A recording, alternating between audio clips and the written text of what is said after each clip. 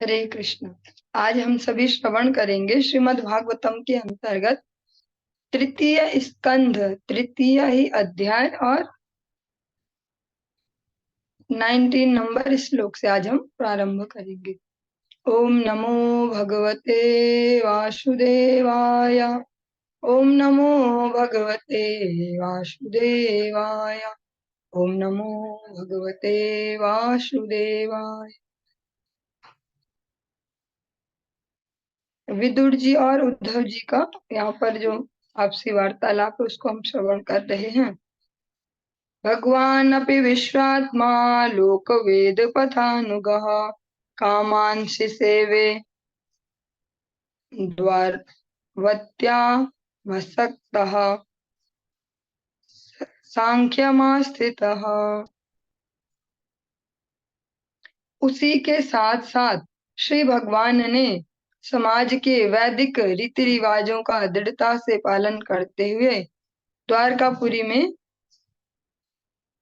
जीवन का भोग किया। वे सांख्य दर्शन प्रणाली के द्वारा प्रतिपादित वैराग्य तथा ज्ञान में स्थित थे।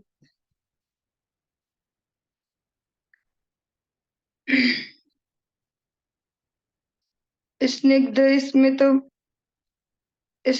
स्मितावलोकेन वाचा पीयूष कल्पया चरित्रेणाव नवद्येन श्रीनिकेतेन चात्मना। वे वहां पर लक्ष्मी जी के निवास रूप अपने दिव्य शरीर में सदा की तरह अपने सौम्य तथा मधुर मुस्कान युक्त मुखारविंद, अपने अमृतमय वचनों तथा अपने निष्कलंक चरित्र से युक्त होकर रह रहे थे।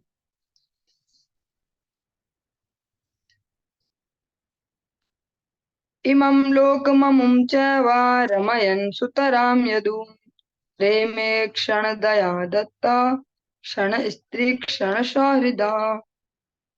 श्री भगवान ने इस लोक में तथा अन्य लोकों में विशेष रूप से यदुवंश की संगति में अपनी लीलाओं का आनंद लिया। रात्रि के में विश्राम के समय उन्होंने अपने जो पत्नियां हैं उनके साथ दाम्पत्य प्रेम की मैत्री का आनंद लिया। तस्यैवं रममाणस्य संवत्सरगणान् बहून् ग्रहमेधेषु योगेषु विरागः समजायत। इस तरह श्री भगवान अनेक वर्षों तक ग्रस्त जीवन में रहे, किंतु अंत में नश्वर जो ग्रस्त जीवन है उससे उनकी विरक्ति पूर्णतया प्रकट हुई। दैवीधीनेषु कामेषु दैवाधीना स्वयं पुमान् को विश्रम्भेत योगेन योगेश्वरमनुव्रतः। प्रत्येक जीव एक अलौकिक शक्ति द्वारा नियंत्रित होता है और इस तरह उसका इंद्रिय भोग भी उसी अलौकिक शक्ति के नियंत्रण में रहता है। इसलिए भगवान श्री कृष्ण के दिव्य ऐन्द्रिक कार्यकलापों में वही अपनी जो श्रद्धा है उसको रख सकता है, जो भक्तिमय सेवा करके श्री भगवान का भक्त बन चुका हो। इसको सरल भाषा में कहा जाए, भगवान श्री मद् भगवत गीता में कहते हैं जन्म कर्म च मे दिव्यम। भगवान के जो जन्म है, जो उनकी लीलाएं हैं, क्रियाएं हैं, वे दिव्य हैं। उनको वही जान पाएगा जिसको भगवान जन्माना चाहेंगे। अनेक अनेक एग्जाम्पल्स में अनेक अनेक भक्तों के मुख से, यथा कुंती जी, ऐसे भक्तों के माध्यम से हम श्रवण करते हैं। और ब्रह्मा जी इसके बहुत अच्छे एग्जाम्पल हैं। ये कहते हैं कि हे भगवान, आपकी जो लीलाएं हैं वे मर्त्य लोक के निवासियों जैसी लगती हैं। हम भी उनसे कभी कभी मोहग्रस्त हो जाते हैं। और भगवान की लीलाओं में देखा भी गया स्पष्ट, जो देवताओं के राजा इंद्र हैं वो भी मोहित हो जाते हैं, ब्रह्मा जी जो हैं वो भी मोहित हो जाते हैं। तो जो भगवान की भक्ति में सेवा करके भगवान की भक्ति में जो दृढ़ है वही भगवान के दिव्य कार्यकलापों को समझ पाएगा। वरना हम जब भगवान की कुछ लीलाएं सुनेंगे तो हम उनको डायरेक्ट कंपेयर करेंगे अपने जीवन से, जो हमारा मटेरियल एक्सपीरियंस है। अच्छा, चोरी करते थे तो हम इमेजिन करेंगे जैसे यहाँ चोरी की जाती है ऐसे वो चोरी करते थे। उन्होंने वस्त्र चुराए, अच्छा वो ऐसा ही लड़का होंगे जैसे छिछोरे टाइप आजकल घूमते हैं, वो लड़कियों को छेड़ते हैं, तो ऐसे ही कपड़े चुराए होंगे भगवान ने। भगवान का हम जो भी लीला सुनेंगे उसको अपने जो मटेरियल एक्सपीरियंस है उसके बेस पर एक्सप्लेन करने का प्रयास करेंगे। और यहाँ पर यही कहा जा रहा है कि जो भगवान की भक्ति में स्थित हो, क्योंकि जो श्रीमद् भागवतम है, इसको स्पष्ट कहा जाता है इति परमहंस संहिता। ये परमहंसों की संहिता है। परमहंस भी किन्हें कहा जाता है? जो इस संसार के त्रिगुणों से ऊपर उठ चुके हों, जिनके मन में त्रिगुणों से उत्पन्न कोई इच्छाएं ना आती हो, उनके ये आस्वादन का विषय श्रीमद् भागवतम। लेकिन जब हम केवल अपने मटेरियल एक्सपीरियंस के बेस पे और बिना किसी भक्त के अनुगत्य के इनको पढ़ेंगे तो स्पष्ट कहा जाता है जो भगवान की एकांत की भक्ति है, अगर हम वो किसी भक्त के अनुगत्य में नहीं कर रहे तो भगवान की भी वो एकांतिक भक्ति उत्पात का कारण बन जाएगी। श्री जैव धर्म ग्रंथ में एक जगह भक्तिनोद ठाकुर जी इस एग्जाम्पल को उद्धृत करते हैं कि उत्पाद का कारण बनती है भगवान की एकांत की भक्ति भी, अगर हम किसी भगवत भक्त के अनुगत्य में उसे नहीं कर रहे।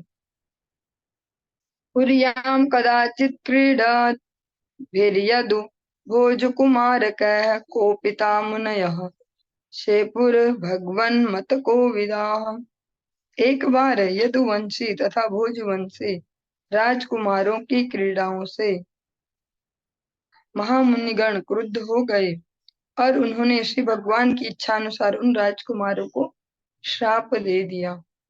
ये प्रसंग आपने कल या परसों श्रवण भी किया था कि जो शाम्ब हैं उनको एक गर्भवती स्त्री का रूप बनाया गया और उनको भेजा जहाँ पर बहुत सारे ऋषि मुनि एकत्रित हैं कि आप बताओ इनका कौन सी संतान होगी, पुत्र या पुत्री।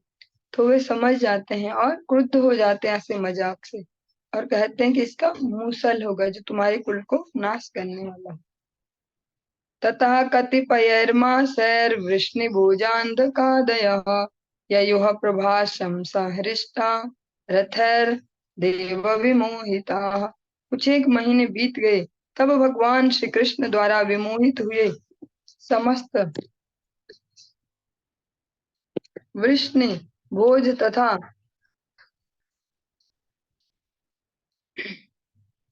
अंधक वंशी जो कि देवताओं के अवतार थे प्रभास गए, किंतु जो श्री भगवान के सनातन भक्त थे वे द्वारका में ही रहे। थोड़ा सा इसको ध्यान से श्रवण करेंगे। जब इस प्रकार की जो ये घटनाएं होने वाली हैं, अब दिखने वाला कि यदुवंश का विनाश, तो स्पष्ट कहा जा रहा है जो देवताओं के अवतार थे, जो देवता लोग भी भगवान की लीला में पार्टिसिपेट करने आते हैं, वे कुछ लोग वृष्णिवंशी, कुछ भोजवंशी, कुछ अंधक वंशी, अलग अलग वंशों में अवतीर्ण हुए थे। और ये जो देवताओं के अवतार हैं ये सब गए प्रभास क्षेत्र में। जो भगवान के नित्य पार्षद हैं, जो सनातन भक्त यहाँ पर शब्द यूज किया गया है, वे द्वारिका में ही रहे। तत्र स्नात्वा पितॄन् देवान् निशिश्चैव तदम्भसा तर्पयित्वाथ विप्रेभ्यो गावो बहुगुणा ददुः। वहां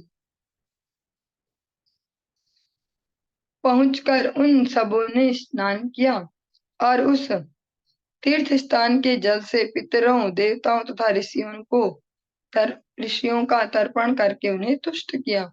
उन्होंने राजकीय दान में ब्राह्मणों को गायें दी।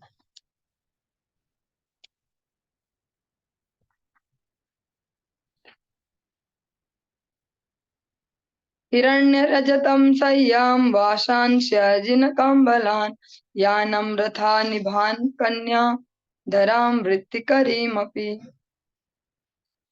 ब्राह्मणों को दान में न केवल सुपोषित गायें दी गई, जो गायें दी वो भी वैसी नहीं दी कि मरने वाली है और हम पाल नहीं पा रहे, ऐसी सुपोषित दी, अपितु उन्हें सोना चांदी बिस्तर वस्त्र पशु चर्म के आसन कंबल घोड़े हाथी और कन्याएं तथा आजीविका के लिए पर्याप्त भूमि भी दी गई। ये सारे और तात्पर्य में उल्लेख है जो ये दान दिए गए, ये उन ब्राह्मणों के लिए थे जिनके जीवन आध्यात्मिक तथा भौतिक दोनों दृष्टि से समाज के कल्याण में पूरी तरह लगे होते थे।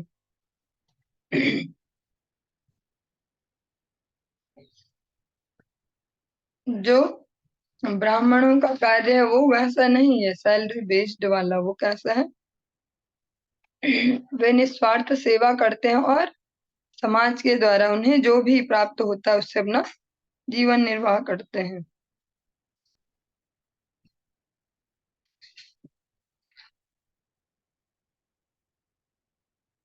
अन्नं च रसं तेभ्यो दत्त्वा भगवदर्पणम् गोविंद प्रार्था सवः सूरा प्रणयमुर्भुवि मूर्धभी। तत्पश्चात उन्होंने सर्वप्रथम श्री भगवान को अर्पित किया गया अत्यंत स्वादिष्ट जो भोजन प्रसाद है, नैवेद्य है, उन ब्राह्मणों को भेंट किया और तब अपने सिरों से भूमि को स्पर्श करते हुए उन्हें सादर नमस्कार किया। उन्हें भगवान का जो अन्न प्रसाद है वो पवाया और दंडवत प्रणाम किया। वे गायों तथा ब्राह्मणों की रक्षा करते हुए भली भांति रहने लगे।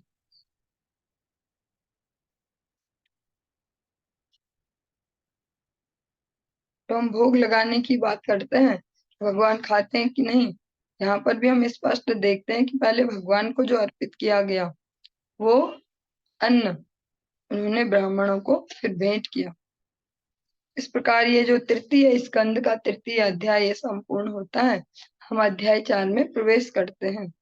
उद्धव उवाच अथ ते तदनुज्ञाता भुक्त्वा पीत्वा च वारुणि तया विभ्रंशित ज्ञान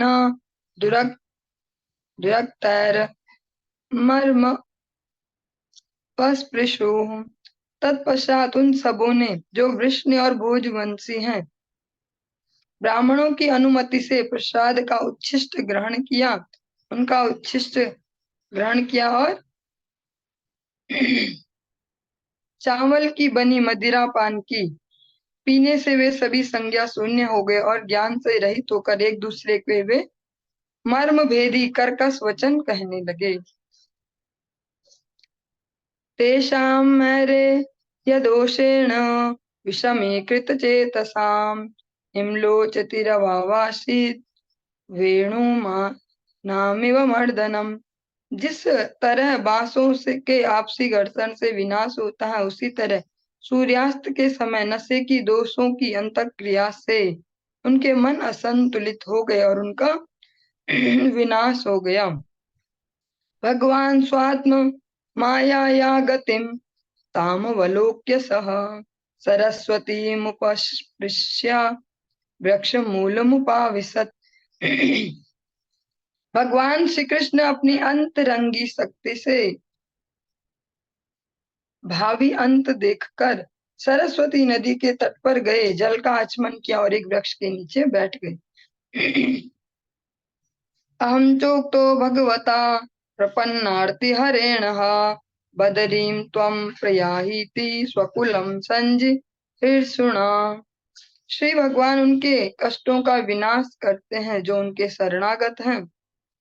अतएव जब उन्होंने अपने परिवार का विनाश करने की इच्छा की तो उन्होंने पहले ही बद्रिकाश्रम जाने हेतु मुझसे कह दिया था। जो ये उद्धव जी हैं, उद्धव जी कह रहे हैं कि मुझे भगवान ने बद्रिकाश्रम जाने की पहली सलाह दी, जिससे पहले सब शुरू होता, क्योंकि वहां पर उद्धव जी नर नारायण के भक्तों का सानिध्य प्राप्त कर सकते थे और उनकी संगति में वे कीर्तन श्रवण ज्ञान और वैराग्य की उत्सुकता में वृद्धि कर सकते थे। उद्धव जी को भगवान ने वहां से भेज दिया और जो हमने स्पष्ट सुना कि जो भगवान के नित्य संगी है वो द्वारका में ही रहे। जो देवता आए हैं भगवान की लीलाओं में वो सब प्रभास में एकत्रित हुए। तथापि तदभिप्रेतम आनन्नः मरिन्दम पृष्ठतो अन्वगमं भर्तुः पाद विश्लेषणाक्षमः। हे अरिंदम, मीन्स विदुर, विदुर जी को कह रहे हैं। उनकी इच्छा जानते हुए भी मैं उनका अनुसरण करता रहा, क्योंकि अपने स्वामी के चरण कमलों के बिछोह को सह पाना मेरे लिए संभव न था। अद्राक्षमैकमासीनं विचिन्वन् दयितं पतिं श्रीनिकेतं सरस्वत्यां कृतकेतमकेतनम्। इस तरह उनका पीछा करते हुए मैंने अपने संरक्षक तथा स्वामी जो भगवान कृष्ण है उनको सरस्वती नदी के तट पर आश्रय लेकर अकेले बैठे और गहन चिंतन करते देखा। यद्यपि वे देवी लक्ष्मी के आश्रय हैं।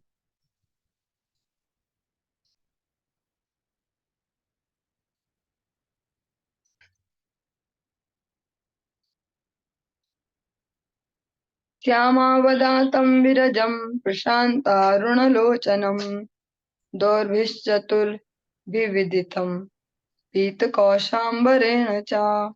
श्री भगवान का शरीर श्यामल है, किंतु वह सच्चिदानंदमय है और अतीव सुंदर है। उनके नेत्र सदैव शांत रहते हैं और वे प्रातःकालीन उदय होते हुए सूर्य के समान लाल हैं।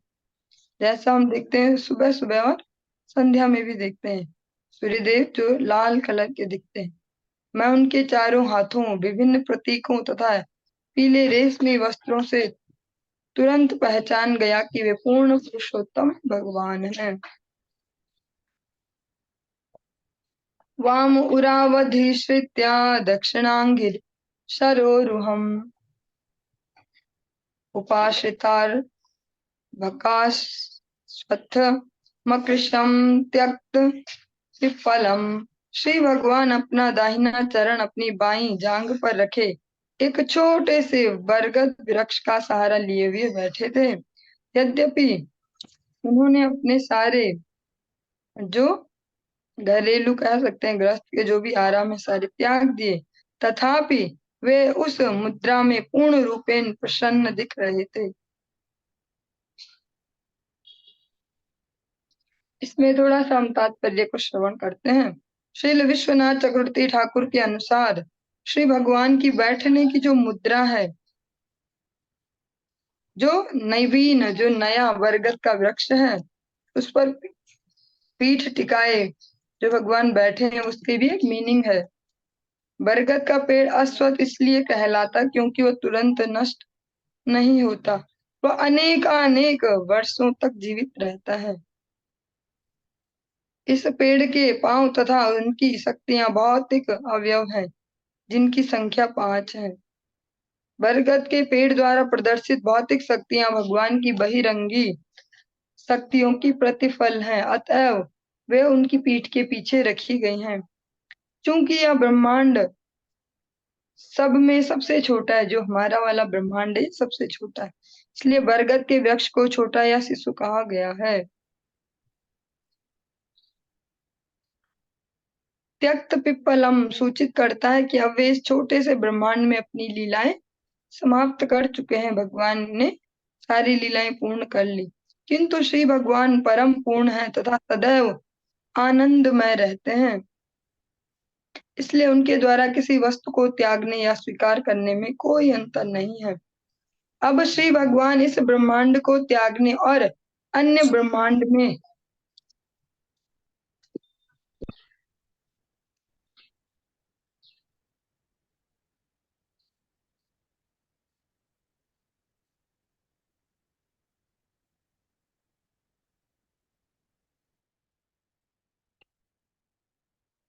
अन्य ब्रह्मांड में जाने हेतु तैयार थे।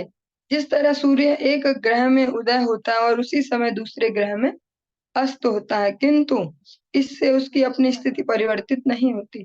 जो भगवान है उनकी लीलाएं अलग अलग ब्रह्मांडों में निरंतर चलती रहती है। ऐसा नहीं है कि यही एक पृथ्वी है और यही एक ब्रह्मांड है, यहाँ भगवान की लीला पूरी हुई या भगवान गए। भगवान अलग अलग ब्रह्मांडों में अलग अलग लीलाएं करते हैं। जिस प्रकार से हम वैष्णव वंदना में श्रवण करते हैं, ब्रह्मांड तारिते शक्ति धरे जने जनी, जो भगवान के जन हैं, वैष्णव जन, वे भी इसी प्रकार भगवान की ही भांति अलग अलग ब्रह्मांडों में जाते हैं और वहां पर जो पतित जीव है उनको भगवान की ओर उनकी चित्त वृत्ति को मोड़ने का प्रयत्न करते हैं, जिसको हम प्रचार कहते हैं। वे भगवान की आज्ञा से अलग अलग ब्रह्मांडों में जाते हैं। तस्मिन् महाभागवतो द्वैपायन सुहृत् सखा लोकाननुचरन् सिद्धा आस साधयदृच्छया।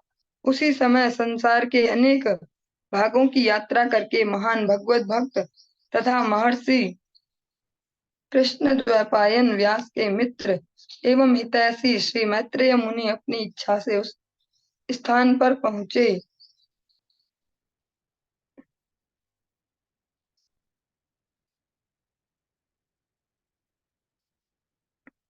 तस्यानुरक्तस्य मनेर्मुकुन्दः प्रमोदभावानत कन्धरस्य आशृण्वतो मामनुरागः स समीक्षया विश्रम्यन्नुवाच। श्री मैत्रेय मुनि उनमें जो श्री भगवान है उनमें अत्यधिक अनुरक्त थे और वे अपना कंधा नीचे किए प्रसन्न मुद्रा में सुन रहे थे। मुझे विश्राम करने का समय देकर श्री भगवान मुस्कुराते हुए तथा विशेष रूप से मेरी ओर देखते हुए इस प्रकार बोले।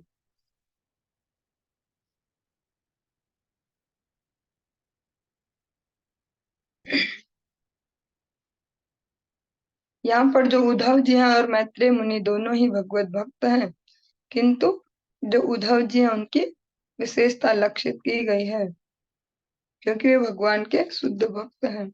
श्री भगवान उवाच वेदाहमन्तर्मनः शिप्सितं ते ददामि यत्तद्दुर्वापमन्ये सत्रे पुरा विश्वसृजां वसूनां मत्सिद्धिकामेन वसो त्वयेष्टा। हे वसु, मैं तुम्हारे भीतर के तुम्हारे मन के भीतर से वह जानता हूँ जिसे पाने की तुमने प्राचीन काल में इच्छा की थी, जब विश्व के कार्यकलापों का विस्तार करने वाले वसुओं तथा देवताओं ने यज्ञ किए थे। तुमने विशेष रूप से मेरी संगति प्राप्त करने की इच्छा की थी। ये उद्धव जी को भगवान कह रहे हैं क्योंकि उद्धव जी भी एक वसु हैं जो इस समय उद्धव के रूप में आए हैं। अन्य लोगों को इसे प्राप्त कर पाना अति दुर्लभ है, किंतु मैं तुम्हें यह प्रदान कर रहा हूँ। भगवान कह रहे हैं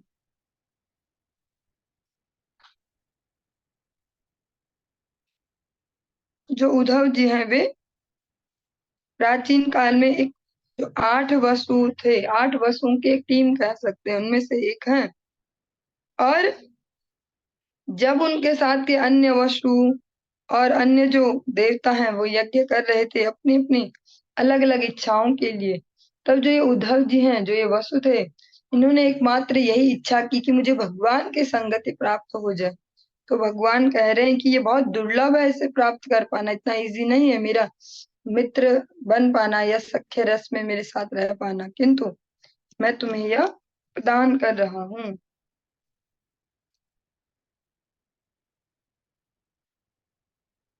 इसीलिए हम इस जगत में भी देखते हैं कि अगर कई बार हम किसी कार्य के लिए या किसी भी उद्देश्य के लिए बहुत प्रयत्न कर लें पर वो प्राप्त नहीं होता। कई बार केवल मन मन में सोचा भी, किसी को बताया भी नहीं और तुरंत हो गया। क्योंकि जब भगवान हमारे अनुकूल हैं या भगवान की भी वो इच्छा से मैच हो जाती है, हमारी इच्छा तो पूरी हो जाती है। जब भगवान की इच्छा से मैच नहीं होती तो पूरी नहीं होती। भगवान स्पष्ट कह रहे हैं ये दुर्लभ है बहुत, ये किसी को प्राप्त नहीं होता इतनी आसानी से, लेकिन मैंने तुम्हें ये दे दिया, अपना जो ये साथ है। स एष साधो चरमो भवान असादितस्ते मदनुग्रहो यत् यन्मां निर्लोकान् रह उत्सृजन्तम् दिष्टया दृश्वान् विशदानुवृत्त्या। हे साधु, तुम्हारा वर्तमान जीवन अंतिम तथा सर्वोपरि है, क्योंकि तुम्हें इस जीवन में मेरी चरम कृपा प्राप्त हुई है। अब तुम बद्ध जीवों के इस ब्रह्मांड को त्याग कर मेरे दिव्य धाम वैकुंठ को जा सकते हो। तुम्हारी शुद्ध तथा अविचल भक्ति के कारण इस एकांत स्थान में मेरे पास तुम्हारा आना तुम्हारे लिए महान वरदान है।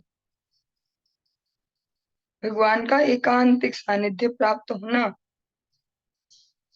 भगवान कहते हैं, ये तुम्हारी शुद्ध और अविचल भक्ति के कारण, समझो कि मैं तुम पे प्रसन्न हुआ, तब तुमको ये स्थिति प्राप्त हुई है, मेरी एकांत सन्निधि। और अब आप इस ब्रह्मांड को छोड़कर जो दिव्य वैकुंठ धाम है, बिना कुंठाओं का आप वहां जा सकते हैं। पुरा मया प्रोक्त मजायनाभ्ये पद्मे निष्णाय ममादि सर्गे ज्ञानम परम मन्महिमावभासम यत्सूरयो भागवतम वदन्ति। हे उद्धव, प्राचीन काल में कमल कल्प में सृष्टि के प्रारंभ में मैंने अपनी नाभि से उगे हुए कमल पर स्थित ब्रह्मा से अपनी उस दिव्य महिमाओं के विषय में बतलाया था, जिसे बड़े बड़े मुनि श्रीमद् भागवतम के रूप में जानते हैं।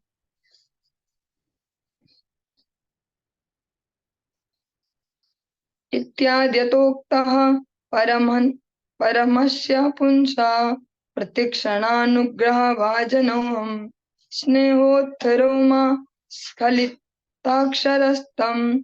मुच्चच्छः प्राञ्जलि रावभासे। उद्धव ने कहा, हे विदुर, जब मैं पूर्ण पुरुषोत्तम भगवान द्वारा इस प्रकार से प्रतिक्षण कृपा भाजन बना हुआ था, उनके द्वारा अतीव स्नेह पूर्वक संबोधित किया जा रहा था, तब मेरी वाणी रुककर आंसुओं के रूप में बह निकली और मेरे शरीर के रोम खड़े हो गए।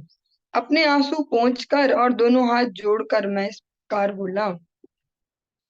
उद्धव जी की जो वाणी है वो उनका साथ न दे पाई, और जो वेग है भावनाओं का वो आंखों से अश्रुओं के रूप में निकल रहा है।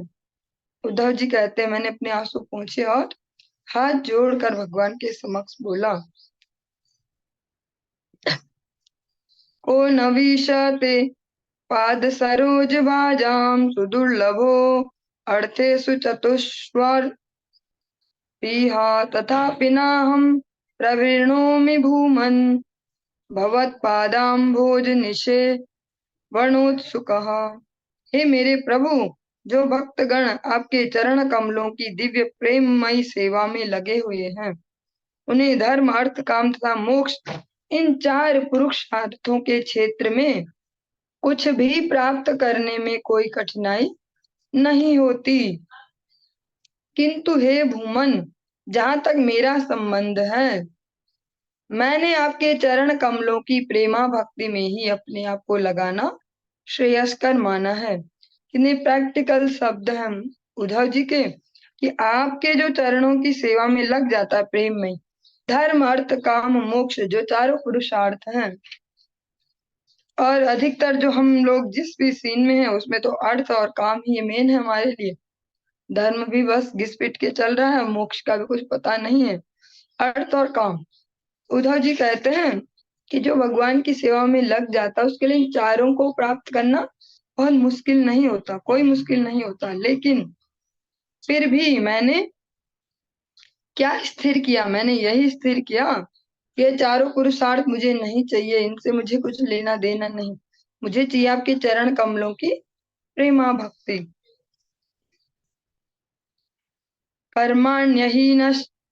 कर्माण्यनिहस्य भवो अभवश्यते दुर्गाश्रयो थारि भयात् पलायनम् कालात्मनो यत् प्रमदायुक्ताश्रमः स्वात्मन् प्रत्यय खिद्यति धीर्विदामिह।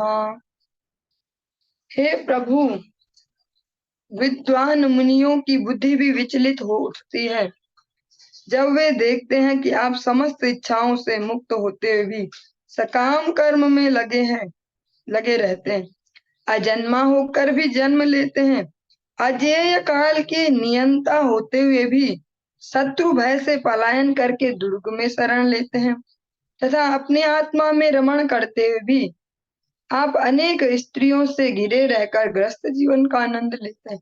विदुर जी कितना स्पष्ट इस प्रकार से कह रहे हैं, जो जो भी संशय उठाए जा सकते हैं भगवान पे, विदुर जी भगवान को ही वो सब निवेदन कर रहे हैं कि हे प्रभु, विद्वान मुनियों की, जो हम अभी सामान्य जो लोग हैं इस पृथ्वी पे, उनकी बात नहीं की जा रही, और कम से कम कलयुग के जीवों की तो बात ही नहीं की जा रही। बात की जा रही विद्वान मुनियों की, जो सत्य युग द्वापर त्रेता में हुए हैं। ऐसे मुनियों की भी बुद्धि विचलित हो जाती है आपको देखकर। जब वो देखते हैं, अरे भगवान में कोई कामनाएं नहीं होती, ठीक है, फिर भी ये लगे हुए हैं। अच्छा, इस राजा से ऐसी बात करो, यहाँ से वो करो, ऐसा काम होना चाहिए, अब ये होना चाहिए। और अजन्मा है ये, हमेशा हम सुनते हैं क्या, अनादिम अच्युतम अनादि पुरा, माध्यम पुराण पुरुषम, ऐसे हम सुनते हैं। या भगवान कहते हैं अहमादिश्च मध्यम च भूतानाम अन्त्य च। और यहाँ देख रहे हैं कि भगवान फिर भी जन्म ले रहे हैं। और अजय जो काल है उसके नियंता है, सुपर कंट्रोलर आप हैं, मृत्यु के भी, जिससे सारा विश्व घबराता है, उसके भी परम नियंता आप हैं। फिर भी एक देखा जाता है कि आप कभी कभी दुश्मनों से डर के भाग गए। जरासंध की सेना को देख के, जरासंध का जो सब रण कौशल है, सैनिकों को देख के, काल्यवन को देख के आप भाग गए, आप रणछोड़ बन गए, आप समुद्र में जाके वहां शरण ले लेते हैं। तो और अपनी आत्मा में रमण करने वाले हैं, आपको इन भौतिक शरीरों जैसे नहीं है। अभी जो हम इस जगत में देख रहे हैं सब कुछ भौतिकता के लेवल पे। हम देखते हैं कि कोई स्त्री है, कोई पुरुष है, कोई थर्ड जेंडर है, जो भी इस प्रकार कहें, सारे भौतिक लेवल पर ही तो हैं। सब भौतिक, जो ये मांस, मज्जा, हड्डी, खून से बने शरीर हैं, और फिर डिफाइन किया जाता है ये स्त्री है, ये पुरुष है, ऐसे ऐसे। और तब वो यहाँ एक दूसरे के साथ सुख लेने का प्रयास कर रहे हैं, स्त्रियां पुरुषों से, पुरुष स्त्रियों से। और इसी जगत में हम देखते हैं कुछ ऐसे भी लोग हैं जो इस रिलेशनशिप में जाते ही नहीं है।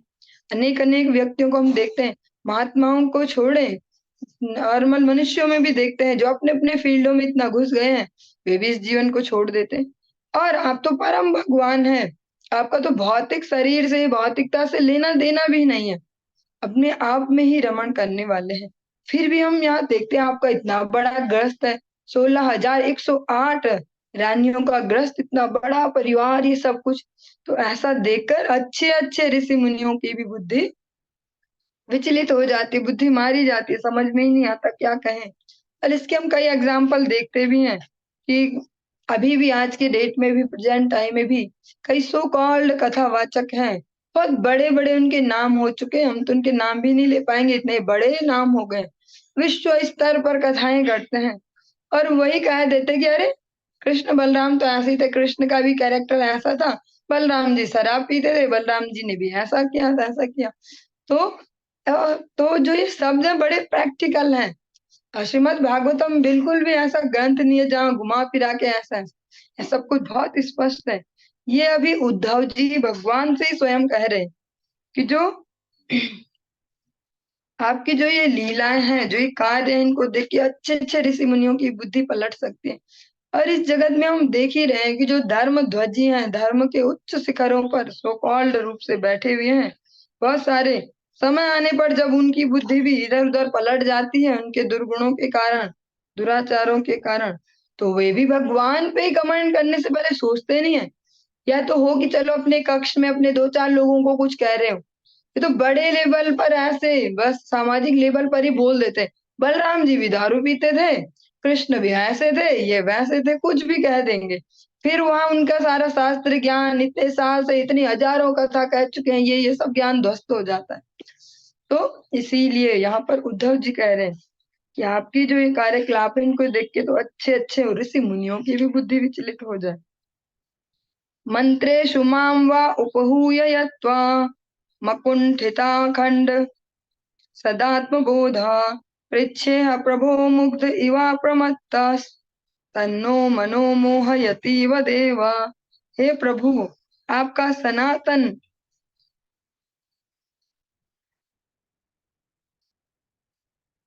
आपका सनातन जो आत्मा है, कभी भी काल के प्रभाव से विभाजित नहीं होता और आपके पूर्ण ज्ञान की कोई सीमा नहीं है। इस तरह आप अपने आप से परामर्श लेने में पर्याप्त सक्षम थे, किंतु फिर भी आपने परामर्श के लिए मुझे बुलाया।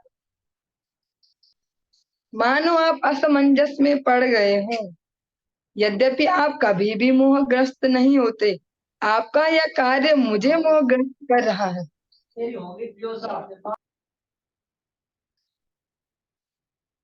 उद्धव जी बहुत ही सुंदर और अपने से रिलेट करके भी बात कह रहे हैं कि आप तो हमेशा पूर्ण ज्ञान युक्त है, कृष्णम वंदे जगत गुरु। फिर भी आप कोई कोई ऐसा सीन नहीं हो सकता कभी भी कि जिसमें आप भी असमंजस में पड़ जाओ, आप भी किंग कर्तव्य विमूढ़ हो जाओ, क्या करना चाहिए क्या करना चाहिए। फिर भी आपने मुझे रखा है सलाह देने के लिए, हम मुझे बुलाते हो हर बार कि आओ उद्धव जरा बताओ तो इस समस्या में क्या कर सकते हैं। और ऐसा लगता है, बिल्कुल नहीं लगता कि भगवान कुछ एक्टिंग कर रहे हैं। ऐसा ही लगता है कि हाँ सच में ही इनको अब समझ में ही नहीं आ रहा क्या करना चाहिए। उद्धव जी कहते हैं ऐसे में आप तो कभी मोहग्रस्त नहीं होते, लेकिन मैं हो जाता हूँ मोहग्रस्त ऐसा देख के। अरे कि भगवान पे इतना दिमाग नहीं है, या भगवान को आइडिया नहीं आ रहा, मुझे बुला रहे आइडिया देने के लिए, मतलब मेरे पे ज्यादा दिमाग है। भगवान कहते भी इसी प्रकार से हैं। और ऐसा ही लगभग हम अपने गुरु वैष्णव के आचरणों में भी देखते हैं।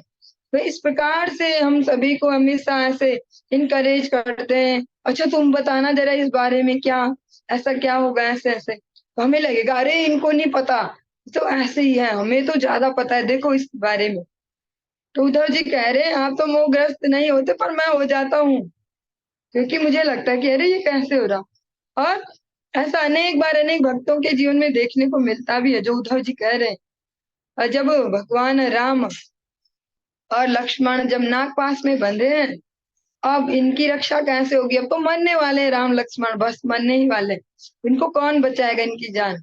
तो गरुड़ जी को बुलाया जाता है कि आप, गरुड़ जी तो नागों के दुश्मन है, हमसे रक्षा करते हैं। तो गरुड़ जी नाग पास खोलते हैं। कुछ देर के लिए गरुड़ जी को भी ऐसा मोह हो गया, अरे भगवान अपनी रक्षा नहीं कर पा रहे, मैं कर रहा हूँ भगवान की भी मैं रक्षा कर रहा हूँ। ऐसे अनेक अनेक जगह अनेक अनेक प्रसंग हैं। और बाद में फिर रियलाइज भी करते हैं, सब भगवान को कहते हैं आपने हमें घुमाया, आपकी माया के कारण ऐसा हुआ। अनेक बार जैसे नारद जी, हम हर जगह सुनते हैं नारद जी ऐसे नारद जी वैसे, नारद जी इसकी बुद्धि ठीक करते हैं उसकी बुद्धि ठीक करते हैं। वही हम नारद जी के प्रसंग में सुनते हैं कि भगवान की माया को जब वो देखना चाहते हैं तो भगवान उस समय नहीं दिखाते, इस प्रकार दिखाते हैं कि वो भी देखते हैं कि एक बहुत अच्छा नगर है, बहुत सुंदर राजकुमारी है। नारद जी के मन में भी इच्छा हुई मैं भी शादी करूं, ऐसा सब चलता है। वो सब कथा आप सबने सुनी है, ज्यादा विस्तार नहीं करेंगे। नारद जी भी गुस्सा होकर शाप देते हैं, जैसे मुझे तुमने तड़पाया एक पत्नी के लिए, स्त्री के लिए, तुम भी ऐसे भटकोगे ऐसे तड़पोगे। और फिर बाद में वो भी रियलाइज करते हैं ये क्या हो गया। फिर भगवान मुस्कुराते हैं, फिर वो समझ जाते हैं भगवान की माया है। तो उद्धव जी भी स्पष्ट कह रहे हैं आप तो नहीं होते मोहग्रस्त पर मैं हो जाता हूँ।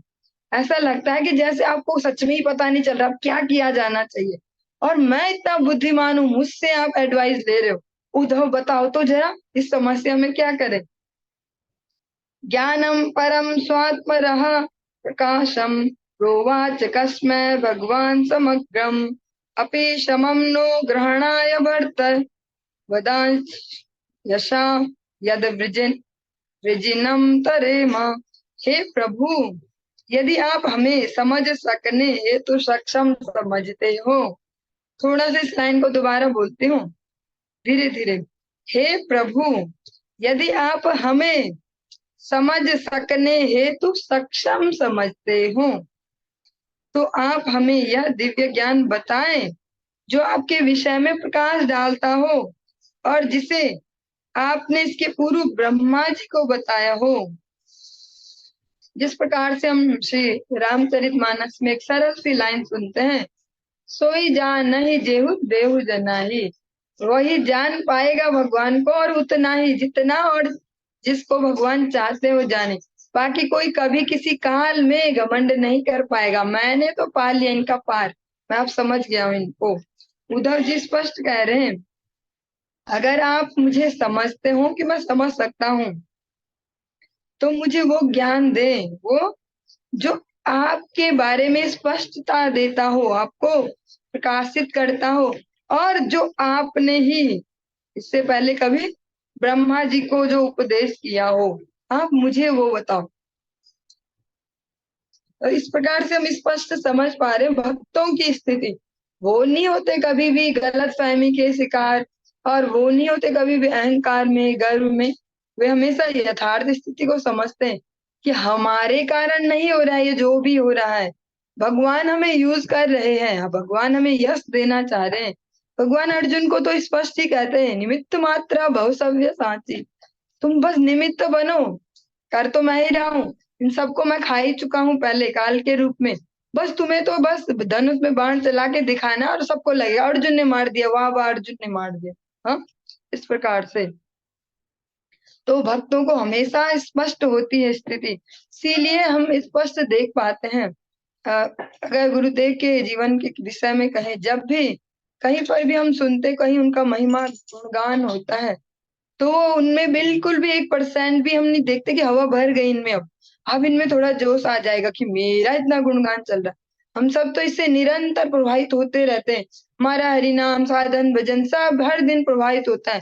ज्यादा प्रणाम हो गया, ज्यादा इज्जत मिल गई तो फूले नहीं समाएंगे, हरि नाम डाउन हो जाएगा, ये हो जाएगा।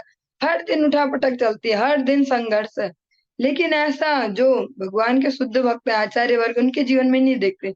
वे स्पष्ट कहते हैं तब भी इसी प्रकार से कि भगवान हमें निमित्त बना रहे हैं, हमारी योग्यता नहीं है ये, और भगवान हमेशा हमें निमित्त बनाए रखें। तो भगवान के भक्तों को कभी, जो शुद्ध भक्त हैं, उनको कभी गलत फहमी नहीं होती अपने बारे में, कभी उनमें गर्व, कभी इस प्रकार की भावनाएं नहीं देखी जाती। हमें ये हर दिन चलते रहेगा संघर्ष। 2 श्लोक याद हो गए तो बस ऐसा अलग सी फीलिंग आ जाएगी, कुछ हो गए हम भी, कुछ आ गया हमें, कुछ अच्छा सा कहीं पे भगवान ने कृपा की, भगवान की इच्छा से कुछ अच्छे से शब्द डिलीवर हो गए मुख से, और किसी ने कह दिया बहुत बढ़िया, तो हवा बढ़ जाएगी, वाह हम तो हो गए, अब बस सबको पीछे छोड़ दिया, अब हम ही हो गए, बहुत बढ़िया। लेकिन जो, क्योंकि हम बद्ध जीव हैं, नित्य बद्ध, नित्य बद्ध, आज के ही बद्ध नहीं, नित्य बद्ध, हमेशा हमेशा से बद्ध जीव, हमेशा से हमारी हैबिट है भगवान से विमुख होने की, भगवान की सेवाओं से भागने की, इसलिए इसमें आश्चर्य भी नहीं है। और भगवत भक्तों की निरंतर सेवा से, निरंतर उनकी प्रसन्नता के लिए प्रयासरत रहेंगे, तब इन दोषों से छूट पाएंगे, वरना कोई गारंटी भी नहीं है। लेकिन जो भगवान के शुद्ध भक्त हैं, वे हमेशा भगवान के द्वारा रक्षित हैं, वे हमेशा क्लियर हैं विषय वस्तु के बारे में कि भगवान कौन है और हम कौन है। इत्यावे इत्यावेदित हार्दाया मह्यम स भगवान परः आदिदेशारविंदाक्ष आत्मनः परमाम स्थितिम। जब मैंने पूर्ण पुरुषोत्तम श्री भगवान से अपनी यह हार्दिक इच्छा व्यक्त की, तब कमल नेत्र श्री भगवान ने मुझसे अपनी दिव्य स्थिति के विषय में उपदेश किया।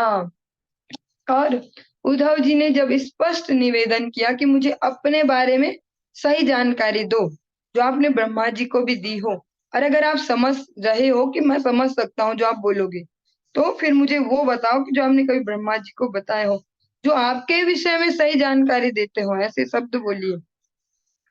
स एव माराधित पाद तीर्था दधीत तत्वात्म विबोध मार्गः प्रणम्य पादो परिवृत्य देव मिहागतोऽहं विरहातुरात्मा। मैंने अपने आध्यात्मिक गुरु श्री भगवान से आत्मज्ञान के मार्ग का अध्ययन किया है, अतएव उनकी प्रदक्षिणा करके मैं उनके विरह शोक से पीड़ित होकर इस स्थान पर आया हूँ।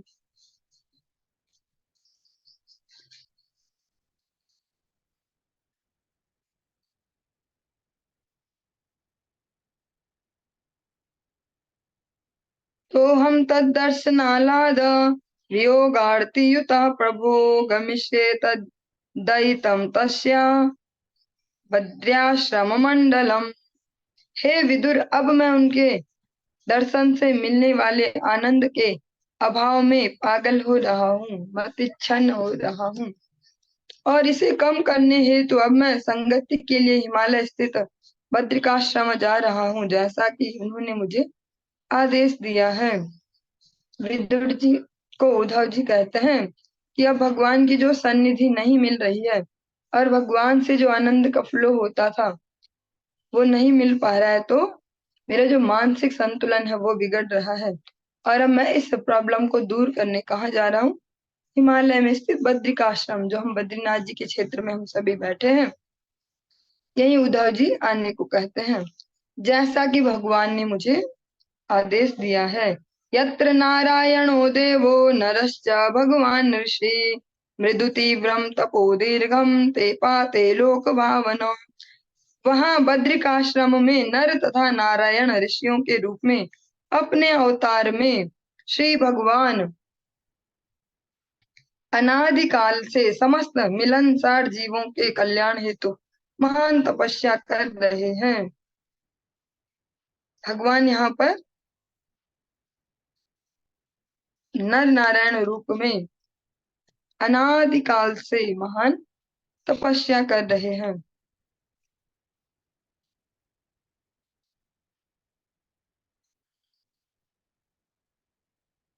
और जो बद्रिकाश्रम क्षेत्र है उनकी विशेषता भी यही सुनी है वैष्णव जनों से जिन्होंने एक्सपीरियंस लिया है, क्योंकि अभी तक मुझे तो मौका नहीं मिला। भगवान ने बोला भी आपके लिए यहाँ पे सीट नहीं है, तो जाने को मिला नहीं, लेकिन उस क्षेत्र के बारे में स्पष्ट जो अनुभव लेकर आते हैं वैष्णव वृंद भगवान के भक्त, जो बद्रिकाश्रम क्षेत्र है वो तपस्या के लिए बहुत ही सुटेबल है। वहां पर वाइब्रेशन शांत से और मन खुद ही जबरदस्ती शांत हो जाएगा, वैसा ही मौसम भी है, वैसी सब परिस्थितियां भी। अन्य अन्य धामों में हम देखते हैं अलग से ऐसे चमक दमक और मन को इधर उधर लगाने की बहुत सारी व्यवस्थाएं हैं, लेकिन जो बद्रिकाश्रम क्षेत्र है वो तपस्या के लिए अभी भी उपयुक्त है। और अनेक अनेक भक्त समय लेकर वर्ष में कभी न कभी वहां पर कुछ समय के लिए जाते हैं, ताकि एकांत में भगवान नाम का आश्रय ले पाए। श्री सुक उवाच इत्युद्ध्वादुपाकर्ण्य सुहृदां दुःसहं वदम् ज्ञानेनाश मयक्षता शोकमुत्पतितं बुधा। श्री सुखदेव गोस्वामी ने कहा, उद्धव से अपने मित्रों तथा संबंधियों के संहार के विषय में सुनकर विद्वान विदुर ने स्वयं के दिव्य ज्ञान के बल पर अपने असह्य शोक को प्रशमित किया।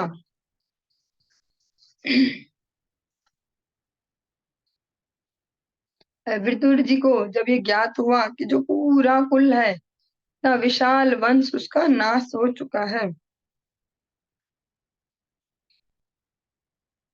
और जो यदुवंश है वो भी धराधाम से जा चुका है, ऐसे में जो विदुर जी हैं उनका जो असह्य शोक है जो सहन करने योग्य नहीं है, ऐसे शोक को उन्होंने जो भगवान से संबंधित उनका दिव्य ज्ञान है उसके बल पे उसको सहन किया। और साथ में जो भक्त की संगति से जो उन्हें आनंद प्राप्त हो रहा है उसके दम पर भी उन्होंने उसको सहन किया है। सातम महाभागवतम भजंतम कौरवर्षभा वशंभादभ्य धत्तेदम मुख्यम कृष्ण परिग्रहे।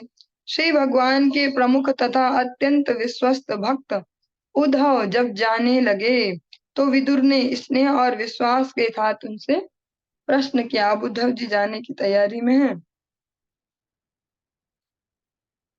तो अब विदुर जी ने उनसे प्रश्न किया।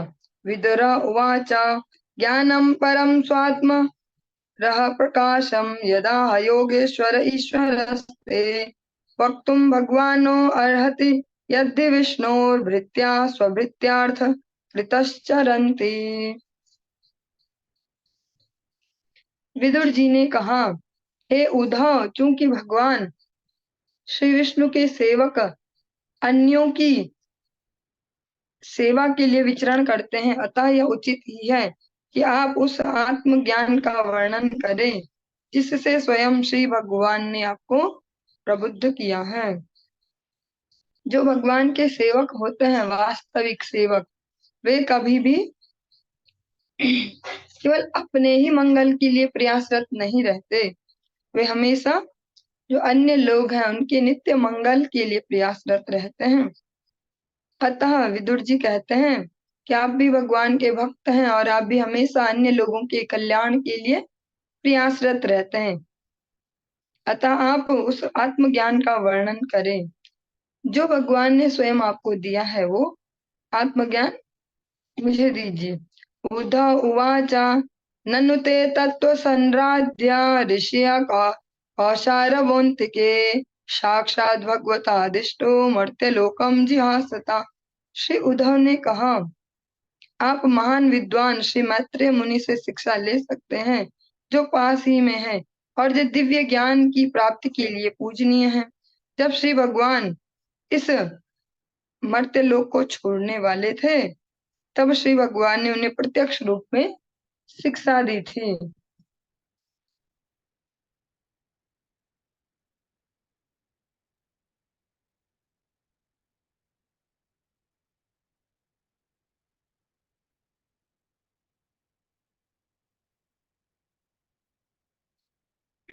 और यहाँ पर बहुत ही सुंदर ये श्लोक है। जो विदुर जी हैं उन्होंने प्रश्न किया उद्धव जी से, लेकिन उद्धव जी ने डायरेक्ट उस प्रश्न का आंसर देना स्वीकार नहीं किया। जो विदुर जी हैं वे उन्हें गुरु पद पर आसीन करे एक प्रकार से, लेकिन वहां पर मैत्रेय मुनि है जो उनसे एज में श्रेष्ठ हैं, वे उनको वो सम्मान देना चाहते हैं। तो उद्धव जी कहते हैं कि भगवान ने इन्हें भी तो डायरेक्ट बताया ही, आप इनसे श्रवण कीजिए, आप मैत्रेय मुनि से श्रवण कीजिए। क्योंकि कई बार होता है अगर हमसे श्रेष्ठ जन हमारे सम्मुख है और कोई हमसे कुछ पूछे तो हमें पटर पटर उत्तर देना प्रारंभ न कर दे कि हमें ज्यादा आता है। अगर हमसे बड़े वहां पर हैं तो उन्हें उन्हें बोला जा सकता है कि आप कृपा करके हम पे अनुग्रह करें, आप हमें ये बताइए।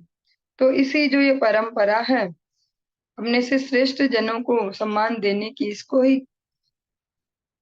इसका ही उपलक्ष्य लेते हुए श्री उद्धव जी विदुर जी को कहते हैं आप मैत्रेय मुनि से श्रवण करें, क्योंकि ये भी वहीं पर ही थे जब भगवान ने ये हमें समझाया था।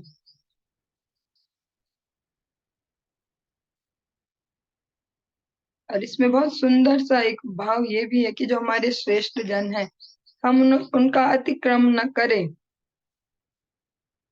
जब भी अपने से श्रेष्ठ जन सम्मुख हो, पहले उन्हें प्रार्थना करें कि आप हमें ये बताइए। चलिए, आज की कक्षा को हम यहीं पर ही विराम देंगे, आगे कल कंटिन्यू करेंगे।